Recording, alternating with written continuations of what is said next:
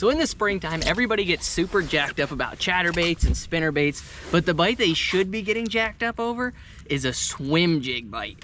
So you can see right there, this is probably one of my absolute favorite bites of the entire year, and I'm gonna show you why you need to be throwing a swim jig right now.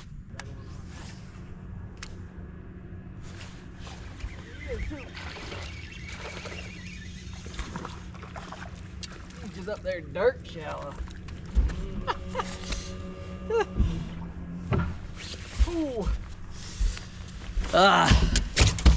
So the beauty of a swim jig, like you just saw, is I have the ability to throw it pretty much wherever I want to catch those fish wherever I want. And basically what it is for me today is it is just a method of getting a swim bait as shallow as I can physically get it while keeping it weedless. People don't think about the application of a swim jig. People think it's just for vegetation. It's not. It's for covering up shallow. It's for covering along wood. It's for doing pretty much anything you want with it. I've even seen Tyler Williams scope fish out over timber with it. So the swim jig for me is such a multi-purpose tool. And today what we're going to talk about is the gear I throw it on, some of the different tricks that I do with a swim jig, and all of the things that I love about fishing a swim jig when that water hits about 45 degrees. So the reason that I like a swim jig on this particular lake is because we're fishing around a lot of wood, right? And that's one thing that with a swim jig living up north and just fishing a lot of different types of lakes in general that I've come to love it for is it just allows me to fish a swim bait up shallow or even out deeper around wood. What is the most common problem that we have with a swim bait? It gets stuck in wood. And so that's why I like to throw this swim jig, because I can keep that bait free and clear of all these different pieces of debris, especially when I'm fishing dirt shallow like we have today. We had a warming trend with some rain. Some of those fish are way up shallow. It's hard to get a spinnerbait and a chatterbait in those zones where I'm not gonna get hung up. Because how often have you thrown a spinnerbait or a chatterbait and as soon as it hits the water, it turns over and gets hung up?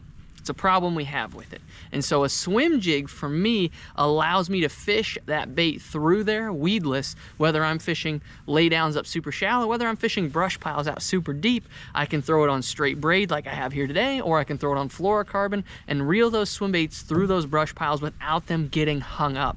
And it's just a beautiful way to catch those fish and a super fun way to jack them, because when you're fishing a swim jig up shallow, you allow your bait to fish slow enough and shallow enough that those fish get surprised by it and they absolutely just come unglued on it.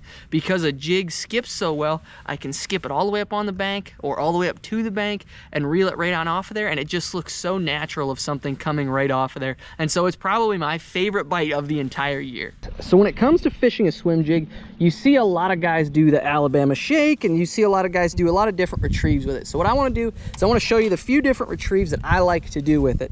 If I'm fishing grass, a lot of times I will just do a straight throw it out, reel it back in, and twitch it every now and then, just because that grass a lot of times when I'm fishing it does the work for me. As it's catching in that thick grass, it will be kind of popping and pulling until the point where I don't really have to shake it.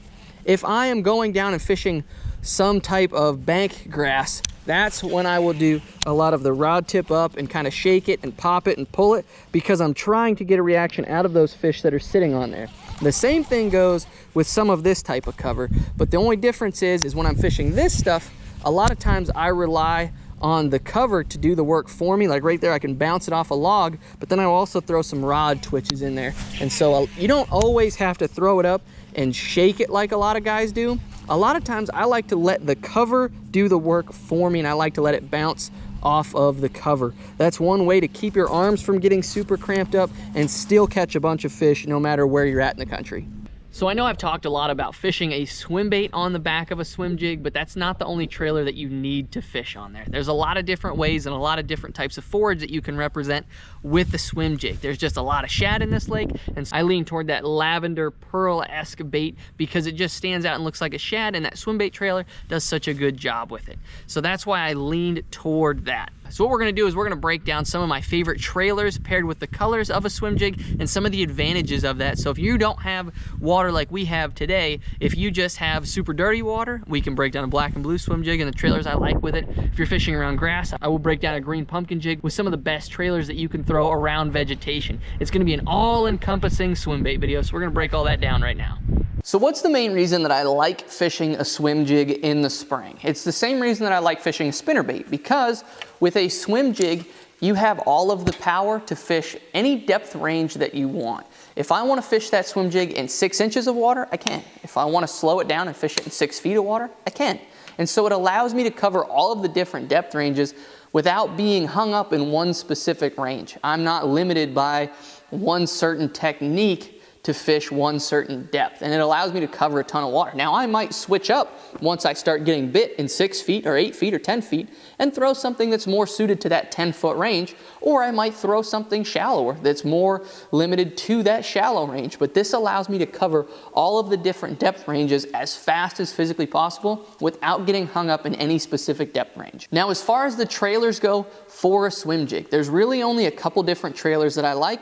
You'll notice I have a flapping craw on here right now. I like the flapping craw. This is actually a Z-Man turbo craw when I'm fishing really, really shallow, something that has more kick to it. I will go between this and a Z-Man goat because they have a lot of kick and I can fish them in inches of water. Now if I'm trying to fish a little deeper, I can put a swim bait style trailer on there, or I can put something that has straight tails on there to allow it to get a little bit deeper. But those are really the only two trailers that I like, because I like to keep it super simple and only carry what I need in the boat. Now as far as the gear that I throw a swim jig on, it is the exact same as my spinnerbait setup. It's that 7.4 medium heavy Arc Invoker Tour.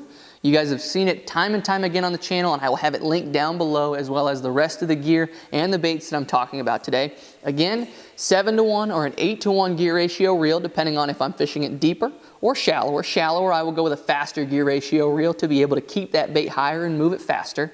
And then I pair that with Cortland 50-pound silent flip braid. It's a super smooth 16 carrier braid that is super silent and actually lays flat and helps my bait come up over top of cover and allows me to cast further because it's a smoother braid. It also, because it's flat, keeps my bait a little bit higher when I'm trying to fish shallower. If I'm trying to fish it deeper, I might go to fluorocarbon, like 20-pound, or I might go to, a skinnier braid to be able to get it deeper. But I love that braid because I can jack those fish and get them in the boat now. If you've never tried that Cortland silent flip, you need to. It's a revolutionary braid and I freaking love throwing it because it just helps my bait come up over stuff. It doesn't make noise coming through the grass, and it flat out allows me to cast further with a heavier braid. So now what we're gonna do is we're gonna dive into the good word of the Lord by talking about one of my favorite gospel passages this week. And if you're struggling in your life and you wanna get a little bit of relief or dive down that, be sure to stick around for that. But if you just wanna see more fishing videos, be sure to check this video I have linked up here. It will help you guys catch more bass in the spring, guaranteed. But now let's dive into the good word of the Lord. So today I wanna talk about a passage in Proverbs that I think we all need to hear. It's about envy. What it says is, it's Proverbs 14:30. A heart at peace gives life to the body, but envy rots the bones. And I want to talk about that a little bit because, guys, with the social media era that we live in, we find ourselves constantly comparing ourselves to everybody else on a daily basis. Whether it's your family, whether it's your friends, whether it's celebrities that you look up to, and you end up feeling lost and further behind in life than you actually are. And it just rots your bones away. And it's one thing that if you struggle with, I urge you to find peace with your life. It is your life. It is not anybody else's. You're supposed to enjoy your own life because God has a plan for every single one of us.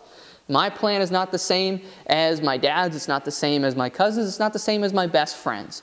God only delivers your mail to your house. So he's only going to deliver what he has for you to you.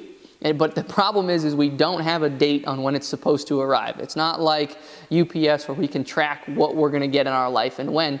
And so it's one of those things that you got to have faith in the Lord, and you got to trust that it's your plan and you're living your plan to your fullest destiny.